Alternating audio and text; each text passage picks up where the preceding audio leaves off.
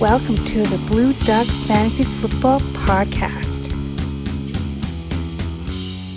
Welcome to the 2019 Thanksgiving Thursday preview show where we go over all the Thanksgiving games and tell you who you should start and who you should sit. I'm your host, Ben, and with me as always is Matt, that tall, skinny guy over there. Matt, say something. We're good. All right. If this is your first time listening, be sure to follow. If this is your first time watching on YouTube, make sure you subscribe and hit the notification bell to get notified when we post new videos. As we post 2 podcasts a week, 3 podcasts this week with Thanksgiving, and we upload videos to YouTube throughout the week during the fantasy football season. We go into player values, trade targets, waiver ads, and a lot more. But let's get right to previewing the 2019 Thanksgiving games. Just to note, we are talking about 1 quarterback, 2 running back, 2 wide receiver, 1 tight end, and a flex spot, and it's PPR scoring. First up, Bears at Lions. Obvious start for the Chicago Bears. The man hanging in the back, Allen Robinson. David Montgomery is a start for me as well, as he's in my top 15. I'm still believing, even after his terrible week last week. This is a good matchup for the Bears. The Lions D is not very good. Trubisky could have another good for Trubisky day, but I'm not starting any of the wide receivers. I'm not starting Mitch Trubisky, and Tariq Cohen is also a sit regardless of scoring format this week for me. Yeah, that's about right with Chicago. I mean, there's not a whole lot to go off of there. Montgomery, we differ on. I have him more of a flexible option. I don't have him as a must start. I just don't trust it yet. They're too inconsistent with their usage with him, and the Lions defense, their rushing defense is terrible, but they're going to use Cohen as much as they can, but Cohen is not a start for me either. For Detroit, nobody's a must start. Galladay is not a must start. Jones is definitely not a must start. Scarborough, nope. Too tough of a matchup. I am benching all of these guys. Galladay is 3 wide receiver. He's playable still. I actually have Galladay just inside the top 25, so he's still a startable play for me. But if you're watching this, you're most likely a good team, and you probably have some better wide receivers, but you might not. In one league, I am most likely going to start him in a standard league, where my other options would be Tyler Boyd or Sony Michel. Scarborough is inside my top 30, so he's an okay flex play. The Bears' defense against the run isn't that great, but make sure you put him in your running back spot if you're starting him. Even though you're flexing him, put him in your running back spot so that you do have that flex spot available to put either a running back or wide receiver on Sunday. Marvin Jones is a sit, as you mentioned. If you haven't dropped TJ Hawkinson yet, you must have been listening to some other shows all year, and you won't make the playoffs. Good news, you found the YouTube channel you should be listening to. Make sure you subscribe and drop TJ Hawkinson. Matt, your pick to win this game. Yeah, I'm just going to add in that Hawk I didn't even find worth mentioning. So for pick, I will take Chicago. I'll go with the Lions. Ooh, differ on game 1. Your go on the Bills versus the Cowboys. Yeah, okay. Devin Singletary is a startable asset for Chicago or for Buffalo. He's definitely the lead back there. We're not going to look at starting Frank Gore or anybody like that. And even John Brown this week I've got as a flexible in 2 wide receivers here and playable in 3 wide receivers. Josh Allen is a startable play in 2 quarterback leagues. Nobody else from Buffalo I am interested in starting this week. Let's talk about Josh Allen a bit here. He's the number 5 quarterback right now in fantasy, and yet I have him outside the top 15. I just don't believe it. What's that? So do I. Yeah, it's looking at the matchups of who he's played, it's a lot of weak defenses that he's put up just decent numbers against. He's played the Jets, Giants, Bengals. Patriots held him to under 12 points. He's played the Titans, Dolphins, Eagles, Washington, Browns, Dolphins again, and finally the Broncos, which was a tough matchup, and he did well in that one. But the rest of these defenses are just not very good. Matt, do you have my John Brown ranking in front of you? I can't seem to get it. For John Brown, and I'll just say that I do have Devin Singletary behind David Montgomery and just outside the top 15. So Devin Singletary is a start as well. You have John Brown at 32.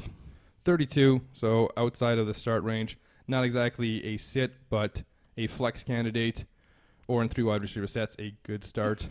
As for the Cowboys, obvious starts here is Zeke and nobody else. That's the only person that I have as a start.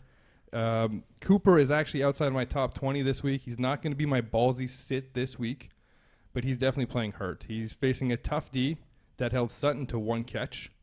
And I'm not saying Sutton's as good as Cooper, but less than 100% Cooper, I don't know. I don't think he's going to do much, maybe 3 for 45. I don't expect to see a lot of scoring in this game. He recorded 0 points last week when he was my ballsy sit of the week. So make sure you follow on Instagram.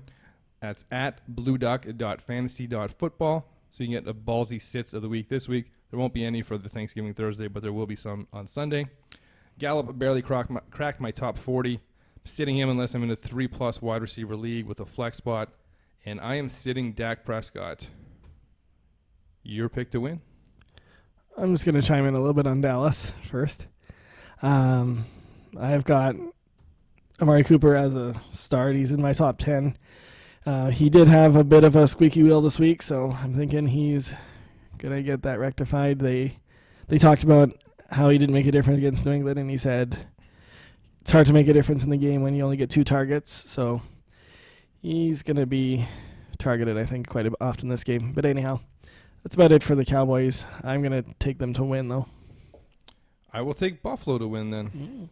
And I think the firing chance will emerge for the head coach there in Dallas. Third and final game of Thanksgiving. Pretty sure it's a repeat from last year. That's the New Orleans Saints at the Atlanta Falcons. Obvious starts for the Saints. Breeze, Kamara, Michael Thomas. Put them in your lineup. Don't think twice about it. Jared Cook is inside the top 12 tight ends for me. And with the buys over, Latavius Murray can't even be flexed in a standard league. You should keep him on your bench, though, because he is a fantastic handcuff if anything happens to Alvin Kamara. Sit Latavius Murray and sit every other wide receiver on this team, as none have emerged. Yeah, the only thing I'll differ on is Murray. I've got him more of a flexible candidate. Just this game could get out of hand. I know Atlanta went into New Orleans and beat them, but I feel like New Orleans is going to be looking for some revenge and might get up by quite a bit and maybe just run the rock with Murray. For Atlanta, I'm going to start Matt Ryan here and Julio, assuming he plays, and the returning Devonta Freeman is inside my top 20 and a startable play this week. Oh, I'm sorry, Calvin Ridley is also a must start in this matchup. Yeah, I agree with your obvious starts there, Ryan, Julio, Ridley. Ridley is actually top 15 wide receiver for me. I do think this game could be a shootout, but it doesn't mean that I think Latavius is going to do much for the Saints. The Saints do want revenge in this game. Panthers with Kyle Allen put up 30+ on the Saints. I'm expecting 3 touchdowns for Matt Ryan, 2 to Julio and 1 to Ridley. That's if Julio plays. If not, Ridley's going to be in for a real big day, and make sure you get him in any type of DFS lineup that you'll be running on Thursday. Matt, I'll take your word for where you have Devonta Freeman. They haven't ran well all season, so I don't think he'd be a start for me, but he's not exactly a sit. It really depends on your running back situation. Make sure you check out our full rankings. That's on blueduckfantasy.com. We got PPR rankings and standard rankings. And how many running backs we got there? 50? Top 50 running backs? Yeah. Top 50 running backs. So find yours. See if you have anybody better. And, yeah. Matt, anything to add? I'll take the Saints. I'll take the Saints as well. So we're on board with one of our picks out of the 3. Yeah, I think the Saints are going to beat them pretty bad after what happened a couple weeks ago there. Yeah, but like you said, Atlanta will still get points. So it'll probably be like a 45 to like 28. 45. I don't know, something like that. Something high scoring to something still reasonable for 87 Atlanta. to 64. No, That's your score prediction? No. I'll go with 34-24. Yeah, something reasonable. So something where all the fantasy guys are still going to have their days. Yeah, this is the best fantasy matchup of Thanksgiving. Easily. Yeah, the Bills-Cowboys one is probably the worst one. No, maybe Bears-Lions. They're both pretty bad. Yeah, I'll make sure I call you after the game to wake you up. Let you know what happened. Which one? Both of the first 2. Because I'll be asleep? Yeah. They're not going to be good games. Oh, I see. Matt, anything to add? Thanks for watching. Thanks for listening. Hopefully you're doing both. And happy Thanksgiving to you and your family. Enjoy the games on Thursday. And that's it.